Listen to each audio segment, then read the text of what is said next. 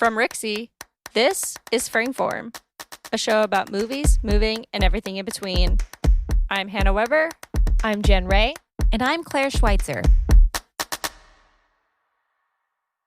So everyone, how's it going? What have you been up to? More screen time than I should, that's for sure.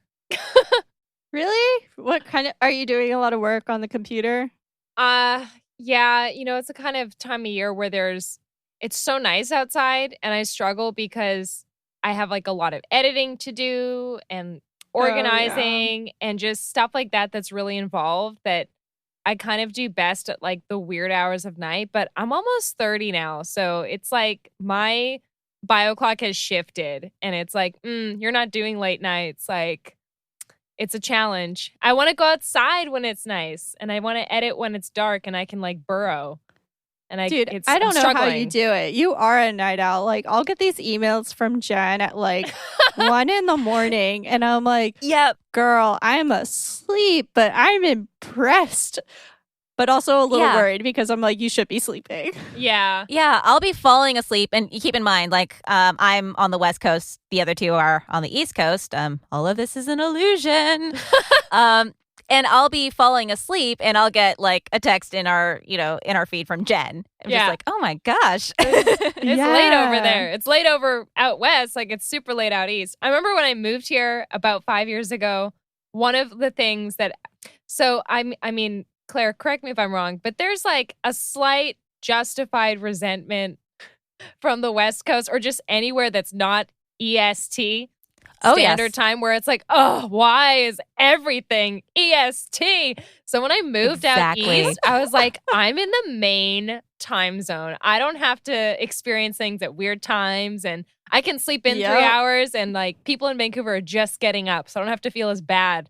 But yeah, it's an adjustment for sure. EST is where it's at. Rah.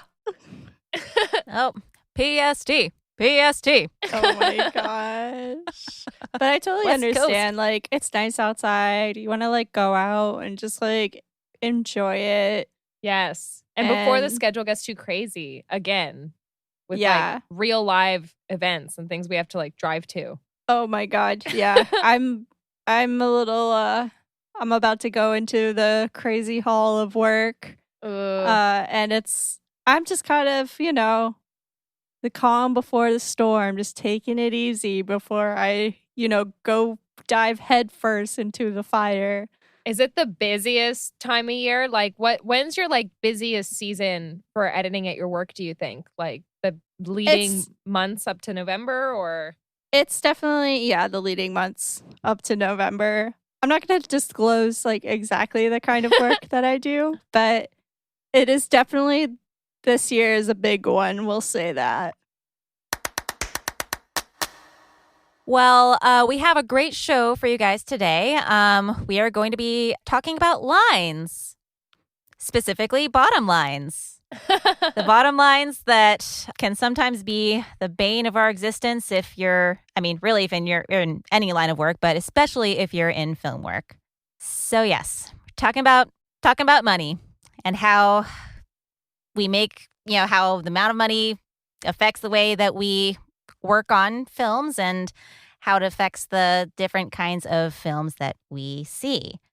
Yeah, that basically covers it. We're just going to get to the bottom line about money and how it affects us. But, most importantly, before we get there, we got time.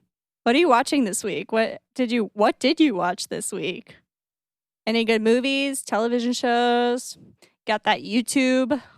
Oh, I actually watched the film Aviva, the full-length dance film. I want to see this. Aviva is a feature-length film featuring dancers from Batsheva. Nice. And it's already good. Yeah.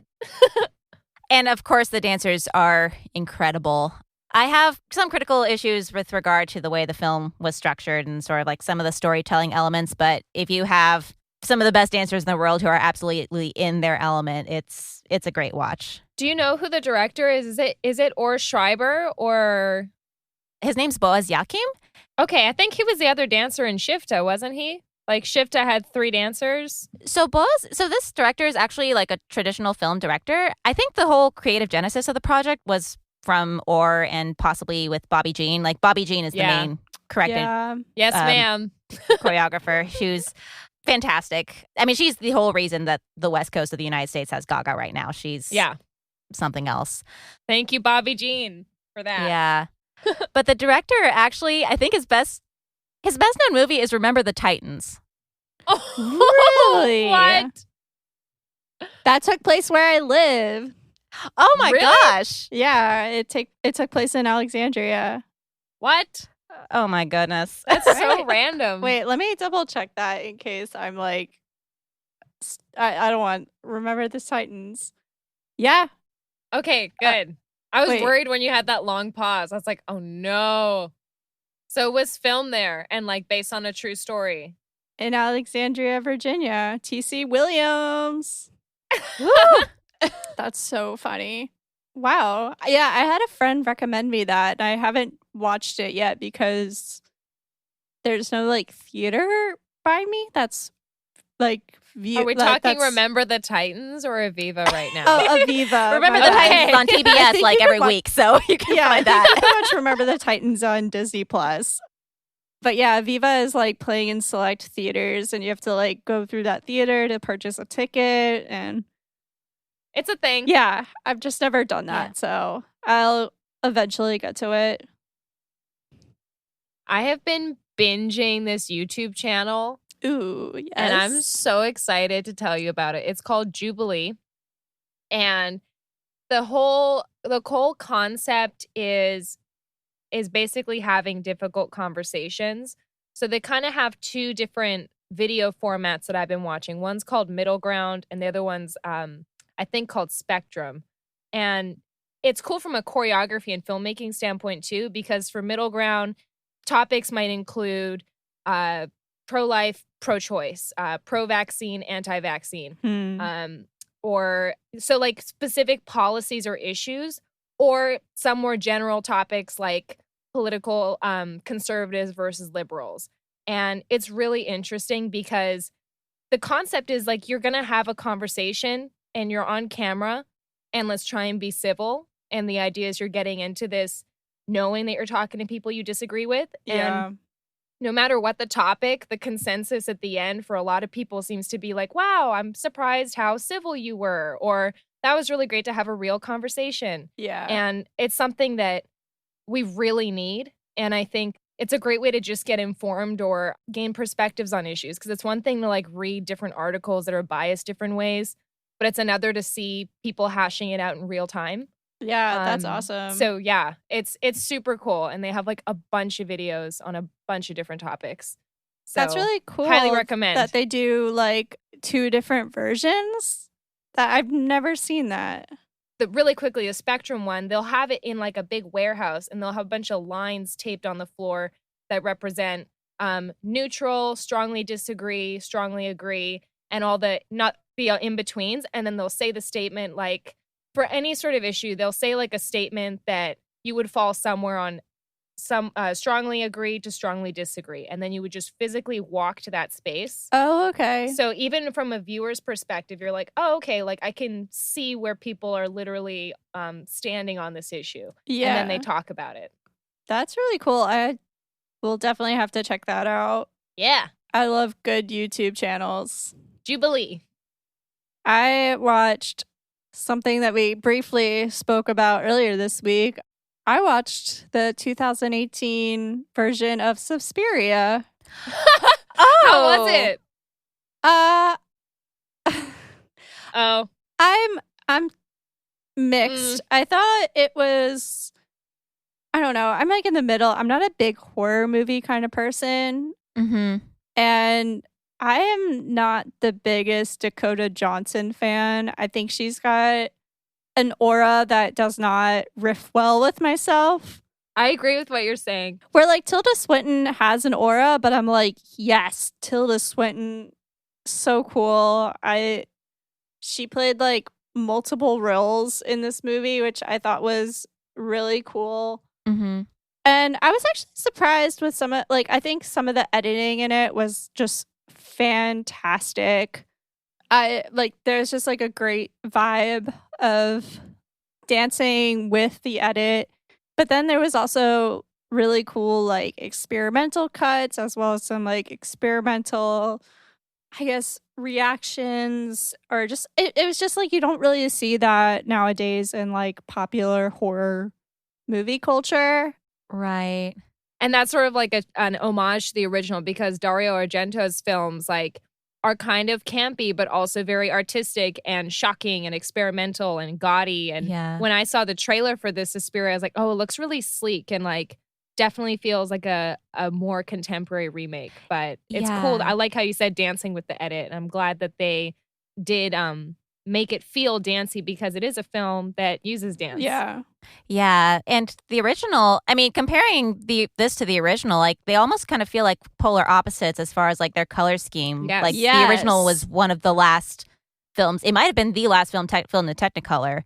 And so like you have these incredibly like rich, vibrant, saturated reds, whereas Luca Guadagnino's film, or his version, is very like muted and very like dark in tone. But the dancing is exponentially better in the new one. Yeah. I mean, that's the thing with the original is like, it's campy. Oh my gosh. That's why it's great. I actually did Dance Cinema, did like a Suspiria inspired like performance last year. And it was like, I had the dancers watch the original and they're like, what is this? And I was like, just go with it.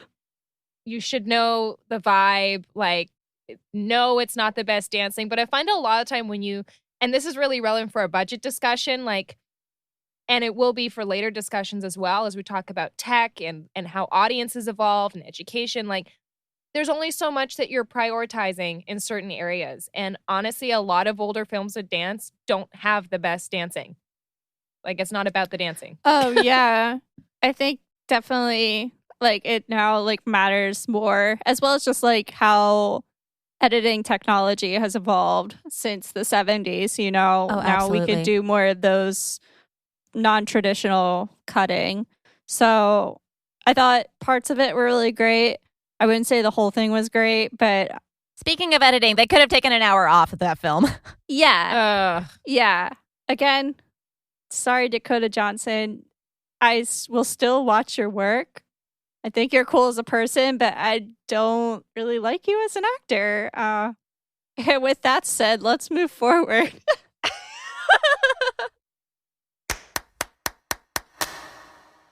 All right. So let's dive deep into our topic today and just get real about budgets. What do budgets usually cover in these kinds of situations? Because sometimes we see a number and we don't know, okay, what went into that number? So what does, if say you see a film's budget on IMDb, what is that usually covering? What does it not cover? I mean, when you get to the very end of the film, you're watching all those credits, that money goes probably to some of those people, but also like the gear that was used, if they're renting the gear, and most productions are renting the gear, some of that money is probably going into, festivals. Some of that money is also going into feeding the people on the set, costumes, lighting. Maybe you have to pay for the location that you're filming at. Insurance. Oh my gosh, insurance, huge one. If you have insurance, am I right? No, you should have insurance. So insurance, definitely, I think a big one, especially for dance film, is time. Like rehearsal time, rehearsal space. That's it can really make or break a film, because if you want to base your whole film around, okay, we're going to have 0 to 1 rehearsals, or we're going to practice this in a completely different space than our filming location, it does change the nature of the production. And I think in general, like just time, how much time do you have to pay your editor to pull this together? Like you mentioned, festivals, like submission fees. How do we try and see that this film gets seen, and how much is it worth to submit, and what are the priorities of the film? Another thing's talent. Like if you want to have, I'm not saying more or less talented people, I'm saying talent like those bigger names, right? Like money can buy you those bigger names or that access.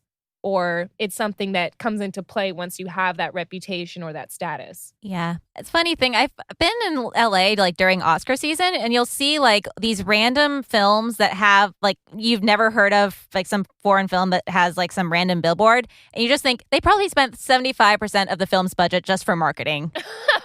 Yeah, it's true. That's another one. That Definitely. is another one. Yeah. No, you're right. Like with marketing, like that's such a huge part of the budget for a certain tier of film. I was definitely like, my mind was super kind of in indie film budgets, and I'm trying to think like, okay, what's that nitty gritty? And I think they often don't have a budget or much of a budget for marketing. And that's something that continues to be really important. Yeah. Even if you just equate that to people's time to market it. We picked 3 films today to basically figure out what's their budget like and why does the budget matter in these films. Not all of these films are the same. They are different tiers. So we picked a very expensive film, we picked a very low budget film, and then we picked something that's like in between. So why don't we start with our first film, our expensive one, which is a scene from Dola de Rola. This 2002 picture directed by Sanjay, Leela, Bhansali. Jen, you actually picked this one. Can you tell us why you think the budget is important, or the budget was effective in the execution in this scene? Before I get into the details about that particular scene, when we decided we were doing this episode and we were going to discuss 3 films, we kind of had 3 general tiers. One was like millions, and then 100,000s or singular thousands or lower. And I was trying to think like, okay, what is the most expensive film I can think of? And it was really challenging when I was thinking about more like independent films or things I might have seen at festival. Of course, something like a feature film is probably going to have a bigger budget. So I was really racking my brain. And then we decided like, okay, we could do feature films that are more mainstream. And then I thought, where is there so much money in the film industry that also has dance? And immediately I was like, oh, Bollywood for sure. Oh, yeah. Oh, yeah. Yeah. I mean, like historically, you know, we think about Hollywood and how musicals were, you know, part of that golden age of Hollywood. And, you know, Hollywood's gone through many different phases and eras and different schools of influence. But I think when we think musical films in the US, and I'm just saying that because the 3 of us are here in the US, I'm not saying that because, you know, for whatever reason, we don't always think about dance as being a mainstream ingredient throughout, whereas Bollywood is a massive industry. Young kids everywhere to adults take this style of dance or these styles of dance that go into these films, and it's just something that I think we maybe don't always think about when we're caught up in like North American culture. So that's all to say that I decided like, oh, I've seen this really good scene. I think I remember this movie being expensive. So the movie's called Devdas, and it came out, as Hannah mentioned, in 2002. And, you know, this is an example of where you see star power being part of the budget. This particular scene features 2 principal dancers, Aishwarya Rai and Madhuri Dixit, because Madhuri is like more of an old school icon. And then Aishwarya Rai, like this was her breakout film. So this would almost be like, I'm trying to think of another version of this. It would be like if you had Diana Ross with Beyonce or something, like classic diva with the new generation diva, like in the same scene. So it's a lot of like star power and budget for that. And I mean, this scene's really beautiful, lovely set, warm color palette. The music's really catchy. I think it's really nicely executed, and it's not like gaudy and expensive for the sake of it. It's very tastefully styled, I think, just in my own opinion.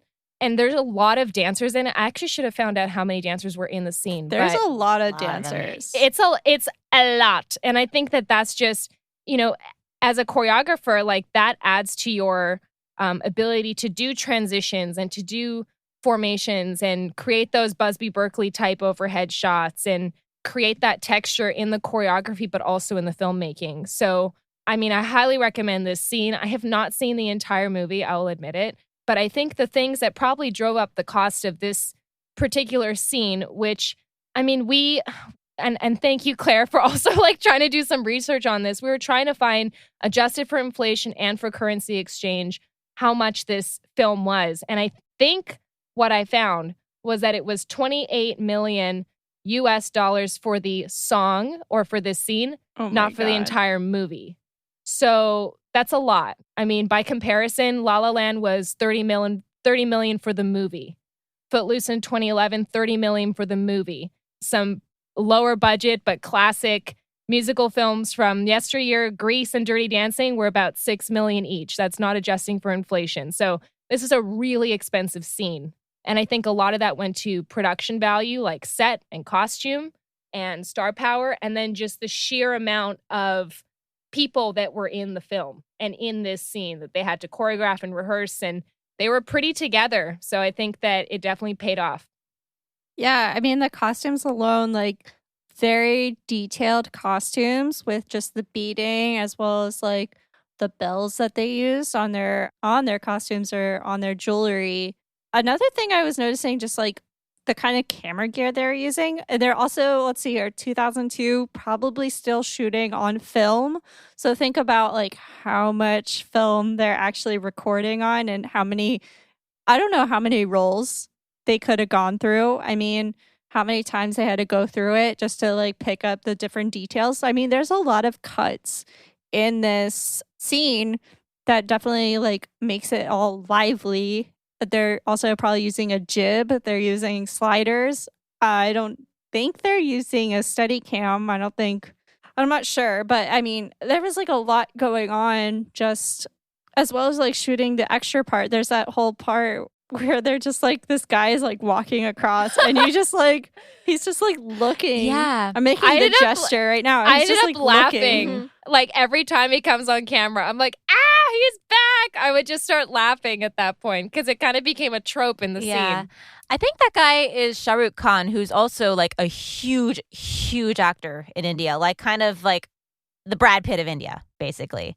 Do you think it says that on his LinkedIn or his IMDb? I'm the Brad Pitt of India. Yes, you could totally look it up. But yeah, but I also wanted to go back to just the dancing as well and the precision of the dancing, which very precise. Not only, like Jen, as you were saying, budgets by time. Yeah. Basically. And literally in so many ways, you can see that in this film. Like you can see the time it took to perfect that choreography and get it completely in sync, and the time that it took to retake those scenes just to make sure everybody was in sync. Like I was reading somewhere that like there's this one moment where the two main dancers have to fall at the exact same time, and then that ended up being very straining on the dancers.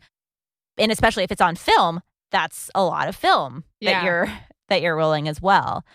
So you can pay for this incredible set, but you can just see also just the amount of time, the amount of hours that were invested into making this happen. Okay, so a film that's on the other side of the spectrum of budgets is our next film, which is La Démiurge, directed by ALAIN al-Sakhawi. And the budget on this film, or at least the budget figure that was provided for this film, was approximately 2,000 euros, which is somewhere along the lines of $2,500 or so. And it's first of all, a very short film. It is a 1-minute film. Is it a series? So it's not a series. I know Démiurge #1 makes it seem like it is. But it also ended like it's an ellipses, like there's another part to it. But go ahead. Yeah. So, I mean, there is a continuation to it in another film called We No Longer Wait for the Barbarians. But that second film wasn't made until this film was, because there are a lot of 1-minute dance film contests out there. Mm-hmm. Yes. And so, I mean, as programmers, you probably see a lot of submissions that are like on the dot 1 minute long. And usually these are ideas that compete for prizes. And in some cases, the prize is an actual film commission where you can fully realize the idea that you have. And so his second film, We No Longer Wait for the Barbarians, is sort of like the realized version of the film. But, and it's a pretty simple film. It's filmed at a cargo yard and features 2 dancers who are going in and out of these cargo boxes. And it gets a lot done in a span of 1 minute. Yes. I was just thinking, 2,000 euros. That's pretty low. That's a pretty good budget. The question to me is like, could this be a cheaper film? I think it could be. I mean, I agree. I mean, there's a handheld camera, digital camera, mind you, 2 dancers. I know shipment yard is a little dangerous, so there could have been some kind of liability there. But it's a very successful film that gets done really quickly and, doesn't need a lot of, you don't need that much to it, I guess. It's just a very simple, but yet a very effective idea. And I think it could be cheaper. I don't think it would change if it was any cheaper. Maybe it could be at less festivals, if anything. Right. What do you guys think? How would it be different if it was maybe more expensive or if it was cheaper? Yeah, I mean, I think you brought up a great point that it could be done for less. And like we said earlier, when we kind of started this discussion, there's so many, they're almost infinite budget line items. So we can only assume based on the facts we have and try and guess how this budget was distributed or what it might be going towards. But in general, I agree. And I agree with what you're saying too, Claire. Like, a lot happens in this minute. I feel like I appreciate that it's very efficient. The dancing's great. I think it's shot well for the screen. I don't really have anything bad to say about it. I agree with what you're saying with it could have been done for less. As for what they could have done with more money, I guess that's where you get into territory of, maybe we add more length to the overall project, but maybe the idea was to do 1 minute, or maybe we get more people, but maybe the idea is to have a duo. So yeah, I think this is such a straightforward concept that I'm almost thinking like, what would the extra money even be for if it wasn't going to change what we're actually looking at? What do you think would be different about the Dola de Rola scene if it was like cheaper? Messier dancing for sure, because that's rehearsed. Like, yeah, just straight up, you don't get that many people dancing that exact without a lot of rehearsal time and without some sort of sense of responsibility and commitment and like, I'm being paid to do this, so I should take it seriously. Not that people don't do things seriously and with full heart and effort when it's not paid, but I think that, if your feet are bleeding and you've been on set for 8 hours, like, we're doing this take again because someone else sneezed, like, it helps that you're being paid for that time. And I think it helps your morale as well. Also, rehearsing the camera people as well. Yeah. And camera people who know dance are few and far between. I mean, I think that it would be a little different, just like all its resources. I mean, we were talking about camera gear. We were talking about also like the amount of people in the picture. I think it would just be a lot smaller. I think it would be shorter. I mean, this is like almost 12 minutes for a scene and a song. That's insane. I mean, that's longer than a music video. And I think it'd just be like a lot smaller, a lot shorter. It wouldn't be in maybe the place that it was. I think it would just be night and day. Yeah. It wouldn't be the same thing at all.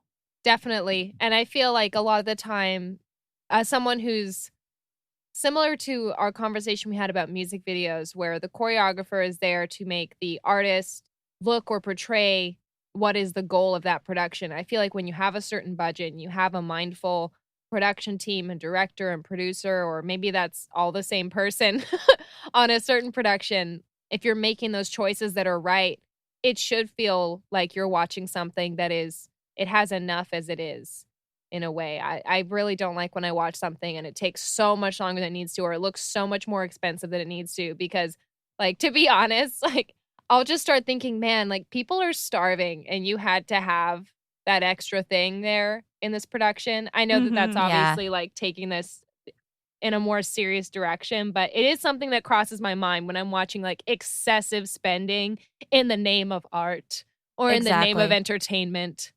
Some of the worst films I see in submissions, or some of like the big misfires that I see in submissions, come from really incredibly expensive films where you're just like, someone put time into this, someone put money into this, someone thought this was going to be a good idea.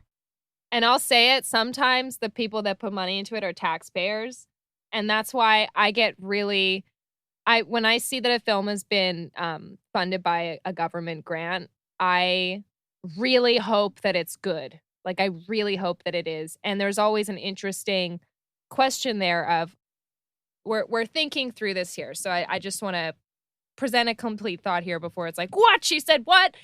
If the government is funding something, and I'm speaking from my Canadian perspective, when I started making dance films, I was looking at what kind of grants are out there. They were so outdated.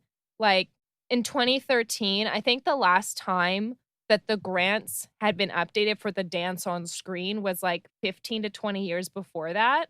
So it's just like, that was really frustrating. And I think that, and obviously the intent is really positive here, but there are certain goals that, depending where you're getting your money, different institutions or governments have different priorities for the project. So to what extent are you designing a project so that it can earn that money for that particular cause? And how authentic is that cause?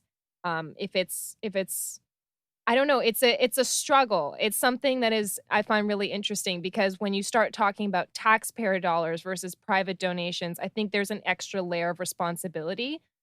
Oh, yeah. Absolutely. I mean, it's all about responsibility in the end. I mean, it's just like, it's a functioning adult, like you got to put time and thought. And also, when you're doing those two things, you also have a team behind you, and you have to have a supportive team that is going to be with you on your thoughts that you put into something that was actually funded. You can't be like wasting it on like fire, unless that's the main thing in your film. But, like bringing tigers on set. Or the rights to like that particular song that you really want. Yes. Oh my gosh, yes. Like you have to choose your things wisely when there's a dollar sign behind it. Looking at the film, The Cost of Living, which is our mid-tier ironic film, title, The Cost of Living. Yep. This film is a 2004 picture directed by Lloyd Newsom. And this film was, I think it's very moderately budgeted. I think it works well. His budget was £250,000, which goes up to about like $315,000 US dollars. I think this film used its budget very wisely. I don't think it needed to go even more expensive. I don't think it could have been done for any cheaper. I mean, it's 2004, so probably still recorded on film. Yeah, like I said, I think it's moderately budgeted correctly. I love how, just like quick aside, I love how 2004 this looks. Like, I actually follow a few Instagrams that are specifically dedicated to the flaming garbage heap that was the early 2000s for like fashion and pop culture. And I'm watching this and I'm thinking, like, Claire, you just mentioned Khan being like the Indian Brad Pitt. Well, this has the Scottish Chad Michael Murray. So I'm wondering if that guy's like some star, or maybe at a premium, because it's like, yeah, Chad Michael Murray is like really popular right now. So if you want me in your film, like, it's going to cost you a pretty penny. Yeah. Got to pay for my hair gel. Yeah. So I think it's important to mention with Cost of Living that this was a Channel 4 commission. So it was originally commissioned for the television. So the budget's very much that of a television budget. And it was also adapted from the stage production of The Cost of Living. Yes. Which I think was originally 90 minutes long. And yeah, and Deviate also, they're known for making some like very physical theater types films like Ender Achilles and Strange Fish, which is one of my favorite feature-length dance films of all time. But yeah, and also, I mean, I say Channel 4 commissioned it, but knowing other artists have been commissioned by Channel 4, I don't think they footed the whole budget. Part of the budget was sourced from probably like Art Council grants and the like. That's a really important point that I definitely wanted to make sure we brought up in this episode, is that even when you see that logo at the end of the film and the credits or that association, often that's not 100% of the budget. And I think that's a misconception with people that haven't kind of been through it already or seen examples, that often there is some crowdfunding or private investing or personal savings or more than one stream of funding to make a project really happen. Yeah. Also, sometimes it's just kind of like hey, we got someone important. Like, it always feels good. I have to say, like, it feels really good when you're able to put like a logo that helps support a film. Like, at the end of your film, you're like, yeah, I'm a real filmmaker. yeah, it's like a stamp of approval. Yeah, and it is attractive for festivals because it even if you don't even watch the film yet, when you're just going through submissions, you kind of see like, oh, this is something from, this is a lottery funded film, or this is something from Canada Council for the Arts, or this is a DFA grant. It just gives you that it's already passed through some element of development. So you're hoping that you're going to see something maybe more robust. And I know that I really like programming films that do have some sort of grant, not all of them, but each year I like having a couple examples so that people in the audience or people looking at the selections, even just on the internet, can find their way to those other possible streams of funding for their own project. Like, oh, this is a thing. Cool to know. Yeah, I think that's very important. Is just kind of like, yeah, taking note of what else is out there, of how you can get your money to support your film. And I think what's so great about the cost of living is just how well balanced it is for the television. Like, you got that good, you got a great story, you have an interesting cast, as well as just very well planned out camera setups and locations. I think my only wish I could say, or like, I don't know, maybe they could have used a little bit more money for extras. I think there's some scenes that are just a little too empty. Like, there's parts where I'm like, yeah, that's totally makes sense why there's no one there. But then there's like another scene where he's like in this kind of like club like location, and he's like dancing in front of the dancing next to his friend and bouncing his head. I'm like literally doing the motion right now. And I just kind of wish there was more people around. Yeah. But at the same time, like, the whole place feels like a small town community, which I think is great. Like, you can tell that this was made for the stage, but that small town community feel kind of, I guess it makes sense why it was kind of empty. Do either of you have like kind of some context about where this is situated in like academia? So, I mean, well, first of all, the film is, features DV8, which is the premier like physical theater company in England. Even like really like random people know who DV8 is. Like, they have a pretty solid stamp on sort of arts and culture in the UK, and also it reflects the way that they present their performances. Like, I actually saw a performance of theirs live maybe 5 years ago, and it's the way that they construct their work is very cinematic in a way. Like, this show that I saw actually like has a moving stage, and nice. And yeah, I mean, it's very much, using like exaggerated theatrical physicality in a way. And it also they're also really big about showing like sort of, I don't want to say underbelly of British life, but some sort of like the more working class, like some more controversial topics, like Enter Achilles would discuss like toxic masculinity.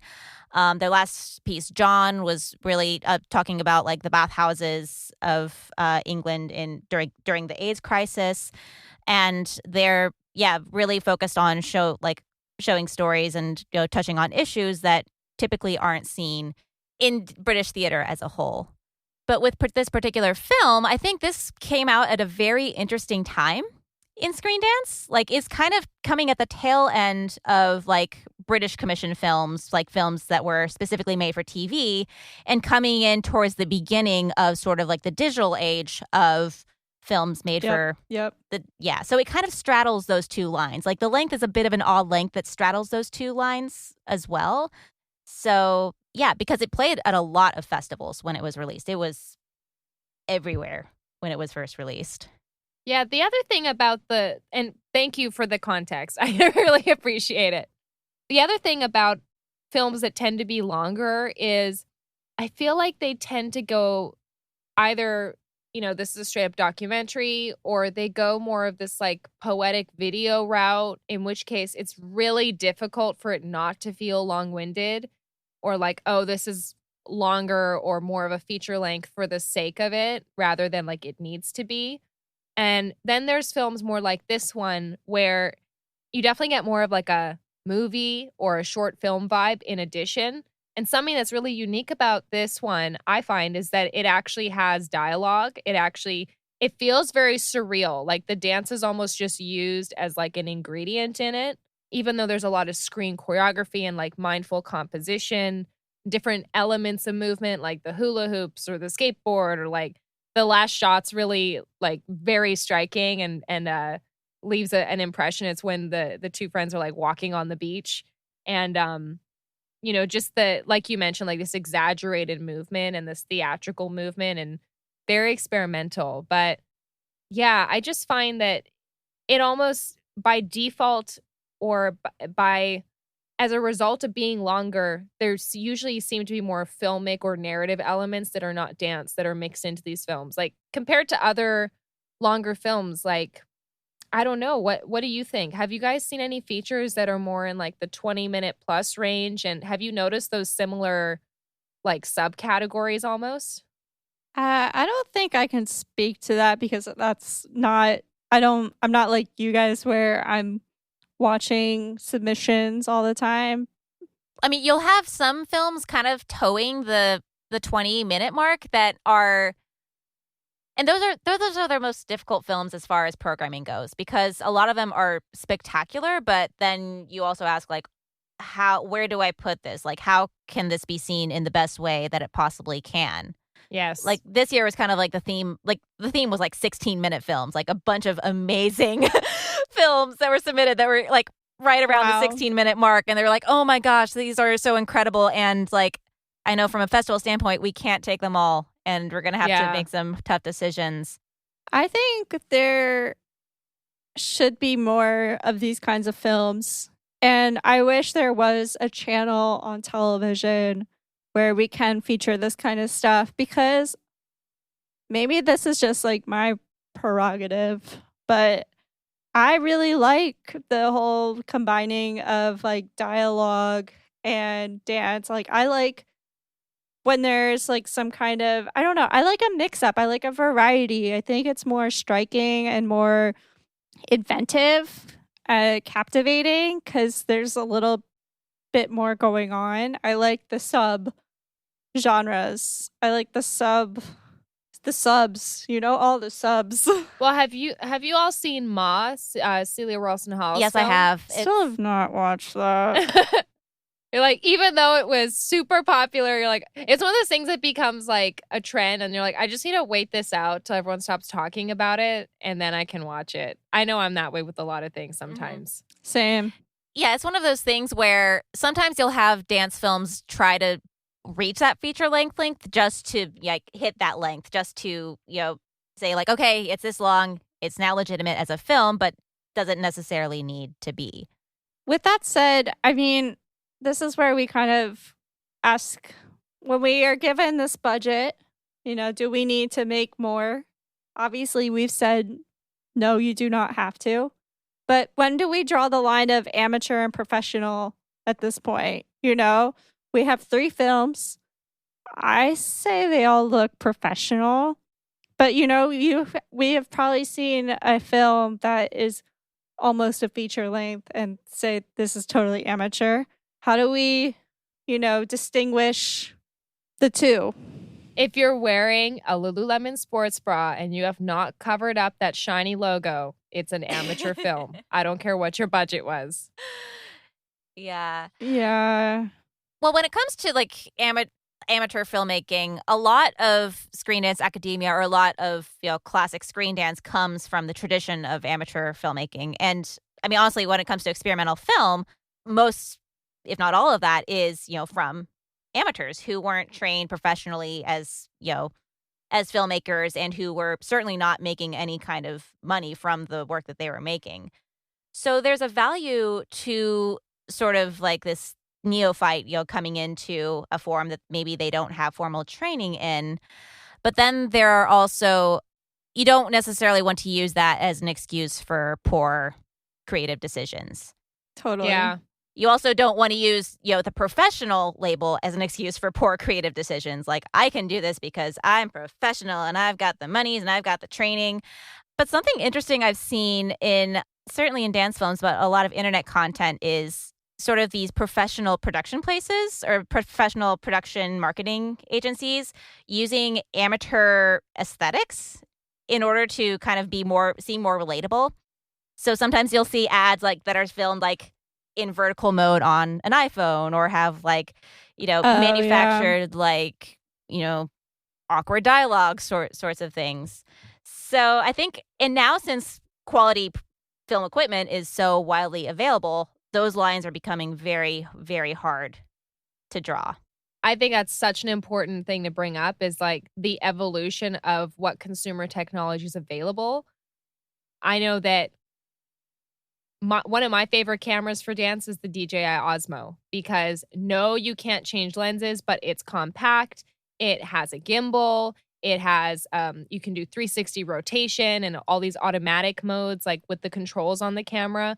And I mean, I have been hanging off the side of a Jeep, like while it's driving full speed with this thing. Like, I've been running alongside people or like on the back of an ATV, and like, it's just clear, smooth picture. And of course, it changes what you're able to capture based on what equipment you have. But there is so much amazing. I mean, anyone that has an iPhone has a camera that's better than the average person had like in a digital camera years ago. Like the quality of technology that's available to the average consumer. And of course, there are like, these things still cost money, and it's more expensive than $0, but it's not tens of thousands of dollars for a professional camera, So things have evolved for sure to really democratize filmmaking a little bit more and make it more accessible for more people to start dabbling with it.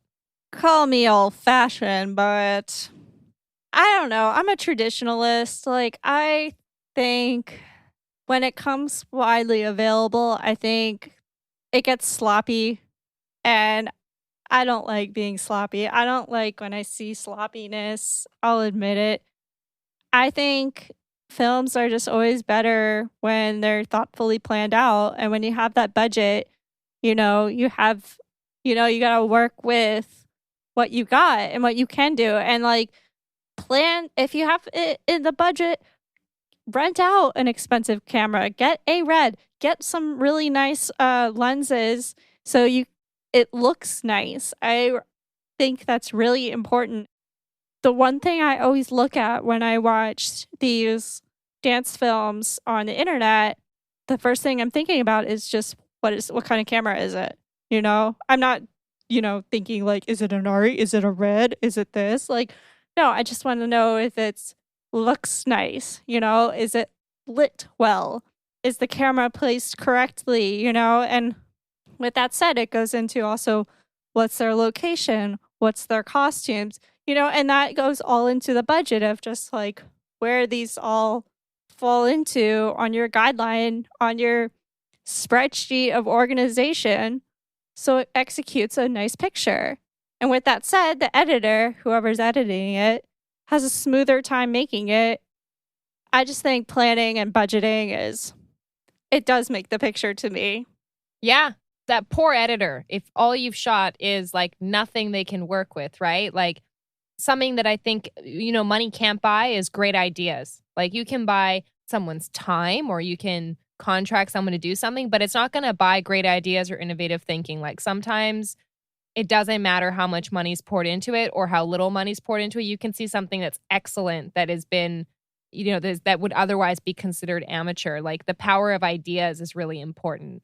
And then I find like a lot of dancers, there's actually like a great meme about this, like when dancers try to act and like, sometimes like if I don't believe you, it doesn't matter how great of a dancer you are. It doesn't matter what this camera is. Doesn't matter how great the choreography is. Like, your acting like is ruining this for me. Like, you're a live performance type of dancer. And I think that that's something that's really just part of the cohesive whole of something feeling professional or amateur is, does everything come together, and it, does it interrupt itself almost with these errors, whether it's like, oh, that dancer's off or that logo's showing or very true. you know, like those kind of sloppy things, or like, was that an outlet in the back corner all of a sudden, or did someone's mom just walk through the shot? Or for me, like, especially when films are shot out in public, like I know that it's like a thing, and it's maybe we do an episode on that. Like there's definitely its own like genre of dance film, but I do get irritated when people are just filming something in public and trying to treat it like a regular location, and then there's like someone picking their wedgie in the back. And people are just standing there watching. It's so and awkward. then they like look away. And they're like talking, and they're like kids acting up. Like it's just a mess. And this isn't all films filmed in public, of course, but there's multiples that I've watched where I'm like, oh, just get a location, or like go there when no one's there, or like during a pandemic. I don't know. Yeah. Yeah. Yeah. Speaking of dancers doing dialogue, Aviva. Oh, it happens? Yeah. It happens. And it's one of those things where it's just like, okay, I have a feeling you had the dancers speak so much because you wanted to make it a, quote unquote real feature film, but just let them do what they do best. Like I'd watch Bobby Jean like just stare at the camera for 5 minutes in the middle of a room. Like that's all I want. Yeah, you're like, that's what I need. Yeah. She's already speaking without using any words. That's the point of dance. But I also wanted to say that sometimes, considering like our general knowledge, and I think most people have a general understanding of like what looks like an iPhone video and what looks like something that's of more quality. And that can play to some filmmakers' advantages sometimes. I'm just thinking the movie Tangerine, for instance, by Sean Baker, is shot entirely on an iPhone. Yeah. And in that particular case, with that particular story, it works exceptionally well for, the type of environment it's in. And similarly with his next film, The Florida Project. So good. Oh my gosh, it's gorgeous. But most of that film shot in 35 millimeter, except for the last 6 minutes, which are shot on an iPhone, which provide this like such a different quality for the last several minutes of that movie. So, but again, these are planned out films. Exactly. I mean, to me, like if there are 2 steps to instant production value, if you only have an iPhone, shoot landscape and stabilize. Amen. Please shoot landscape. Yes. Oh my gosh, it's so true. There's nothing so heartbreaking than seeing something that was recorded in portrait mode. And it's not stabilized. Yeah. Being able to have a dialogue and being humble and being honest with your collaborators, like, I understand this, I don't understand this. Like, I don't know the technical term, but this is me trying to communicate. Like, trying to communicate across disciplines is so important, because if you're for example, if a dancer can't comprehend, like, oh, the camera only sees my feet right now, so I got to put all my energy into detailing my feet, and everything else can just, I don't have to worry about it. Or the filmmaker, like, understanding that the camera must, or maybe it doesn't for your project, but the camera maybe needs to move a certain way, or how to read dance, or that your editor knows how to understand dance or music. The more that they're able to have that knowledge, or at least be in communication, it automatically elevates your production value. Even if you're a crew of students and one of you is like focused on music and one of you is focused on cinematography and one of you, like, being able to acknowledge what your strengths are and what you also don't know will automatically elevate that production. And with that said, if you have a budget, use it wisely. But don't be intimidated to the point where you don't feel like you can't make anything either. Correct. As Maya Deren said, cameras don't make films, filmmakers make films. Yes. I like that. And I would say another cautionary tale is not to be enticed by the newest technology, because often things are like expensive at first and there's all this buzz about it. And I'll actually use an example, like, so Jason Carmen, I think that Hannah, you maybe met him, and Claire, I'm sure you would have seen his film. It's called The Promise. It was shot in stereoscopic 3D. Oh yeah. Yes. Yeah. And he opened up in a panel discussion talking about what that production was like, and just being like, yeah, I mean, even if you get a grant or some funding, it's not the whole picture. It doesn't cover everything. And with that in particular, and this is the case for VR films as well, like, you have to think about the exhibition of the film. So, okay, what Jason said was they put all this this money and this time into shooting this film in stereoscopic 3D. And then, I mean, even at my festival, like we couldn't screen that. So you end up screening the other version of the film. And then it's like, why did we shoot this with this technology? And it is more expensive while it's more new and popular. So I think that the benefits of just waiting things out and not getting so caught up in, I need to be on this train first, can really benefit you, because you can maybe be like calm down and be like, oh, I don't actually want to do a VR film. Like I was just feeling like I had FOMO and I wanted to do it and now I'm okay. So yeah, cautionary tale. Yeah. And I want to add that usually films that advertise themselves as like using the latest technology are the ones that look so dated later on. It's true. So true. It's true. Yeah. I think a great quote I heard was like, assume that what you're using is already obsolete and then use it. Like, don't use it because everyone else is using it. Don't use it because it's the latest new thing. You know, think of why you're using, like, why do you need to rent an RE, or why do you need to use this particular camera for this? Timeless is best. Mm-hmm. So we have a few festivals coming up this week. Our first screening is the Mobile Dance Film Festival, which is the only dance film festival screening works shot solely from mobile devices. That is your iPhone, your Android, whatever you got, maybe an iPad. Their festival is going to be screening online this year from July 25th to August 31st. So it's still going. You have the chance now to watch it. Now's your time. It's $5 online, and you get to watch a whole bunch of films from the comfort of your home. We also have some submission deadlines coming up. We have Fuselage Dance Film Festival in Seattle. They have a final deadline this August 23rd. Idaho Screen Dance Festival in Boise, Idaho. Final deadline August 23rd. Lastly, we have the Cinedanza Festival in Modena, Italy. Their final deadline is August 24th. So make sure you get all your films together and submit to these festivals. All of the festivals that we have mentioned today will be linked in the show notes. All right, well, that's our topic for today. And last but not least, we got our pick of the week. This is our weekly pick that we're prescribing to you to watch. We do this every week, and it's unrelated to dance sometimes. And Totally random. It's just totally random. It's something that we're into. And Claire, you picked this week. Yes, I picked a channel that I am absolutely, utterly obsessed with and that I have so many questions about. So this channel is called, I kid you not, I Hate This Film. And this is a shout out. I hate this film. Who are you? Why do you hate this film? Claire wants to meet you. I want to know. I want to meet you. I do. Like, this channel has a whole bunch of really old films, like really old experimental films, a lot of experimental dance films, like a lot of really old, like Anna Halprin recordings, who, again, Anna Halprin just turned 100. So happy birthday, Anna. But like, seriously, these are films that would be maybe like on 2 or 3 tapes in the whole world that are now on this Vimeo page. And I just want to know, like, how did this person get these films? And why do you hate this film? Yeah. Tell me, why do you hate this film? I think they're great films. They're fantastic. I recommend the short. I was watching it right before we were recording, called Transformer, and it was just evolving. And I didn't get to finish it, but I want to finish it. I want to shout out another film called Descartes, which is a movement based, I'll say. But yeah, shout that one out too.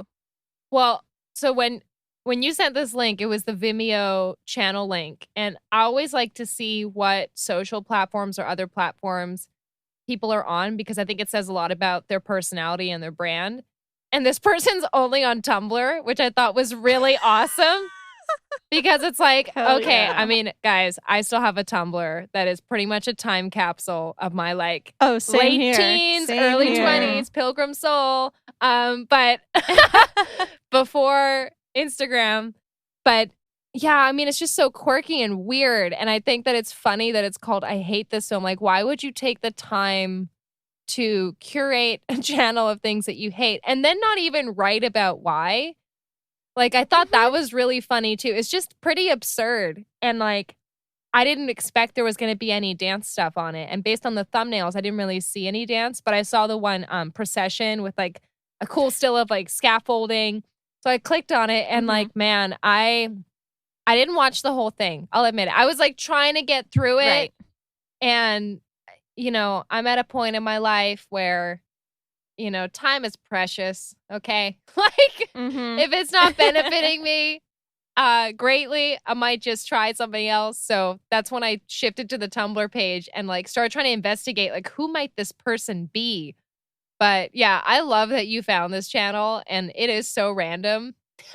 I was at some archives. I think I was at the Pacific Film Archives in Berkeley just researching, like, I'm doing a big, like, dance film history of the San Francisco Bay Area project. And, like, a lot of these films are only available on film stock. And usually you have to have, like, reserve a special screening to see some of them. And so initially, like, I want to see, like, okay, maybe someone's already digitized this, so I don't have to, you know, set some time aside 2 months from now to book a film reel. And I, you know, look them up online, and they're on this I Hate This Film channel.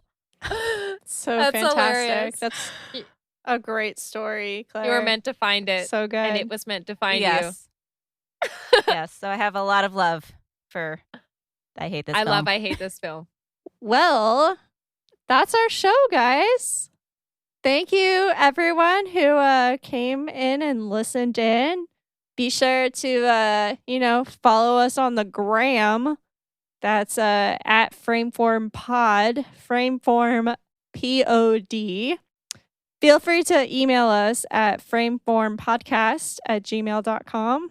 We'd love to hear from you. And Jen, Claire, we'll see each other, you know, next week. Yes. I'm really looking forward to it. Same here. All right. Well, see ya. Bye, guys. Bye, guys.